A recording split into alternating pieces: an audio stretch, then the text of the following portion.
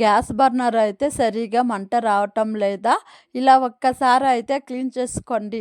Burner అయితే తీసుకోండి. Burner తీసుకున్న తర్వాత పేస్ట్, మీ దగ్గర ఏ పేస్ట్ ఉంటే ఆ పేస్ట్, కోల్గేట్ పేస్ట్ ఏదైనా తీసుకొని బర్నర్ పైన కొంచెం అప్లై చేసుకోండి.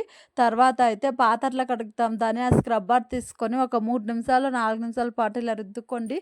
ఎంత నల్లగా ఉన్నా, ఎంత జిడ్డు పట్టిన బర్నర్ కూడా ఇలా క్లీన్ చేసుకోండి.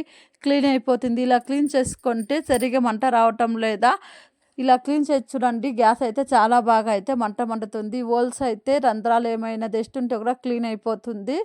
ఇప్పుడు రుద్దుకున్న తర్వాత వాటర్లో అయితే కడుక్కోండి. చూడండి ముందు ఎలా ఉందో ఇప్పుడు ఎలా ఉందో చూడండి. ఒక 3 నిమిషాల్లో ఎంత బాగా అయితే క్లీన్ అయింది మనకైతే.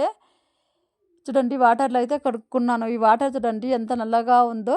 ఇప్పుడు ఏదైనా పాత బ్రష్ తీసుకొని ఇలా రుద్దుకోండి. ఇలా రుద్దుకుంటే ఆ రంధ్రాల డస్ట్ ఉంటే కూడా క్లీన్ అయిపోతుంది.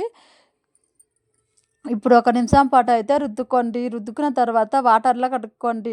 ఇప్పుడు ఒక క్లాత్ తీసి అయితే తుడుచుకోండి. చూడండి ఎంత బాగా అయితే కనిపిస్తుందో. ముందు ఎలా ఉందో ఇప్పుడు ఎలా ఉందో చూడండి.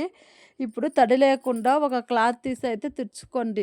ఇప్పుడు చూడండి రంధ్రాలు అయితే పేస్ట్ కొంచెం ఉండిపోయిందని, ఇప్పుడైతే ఒక పిన్ అయితే తీసుకొని హోల్స్లో అయితే ఇలా క్లీన్ చేసుకోండి. పేస్ట్ ఉంది, ఈ హోల్స్లో అయితే ఇలా పిన్లో కుచ్చుకొని ఇలా అయితే క్లీన్ చేసుకోండి.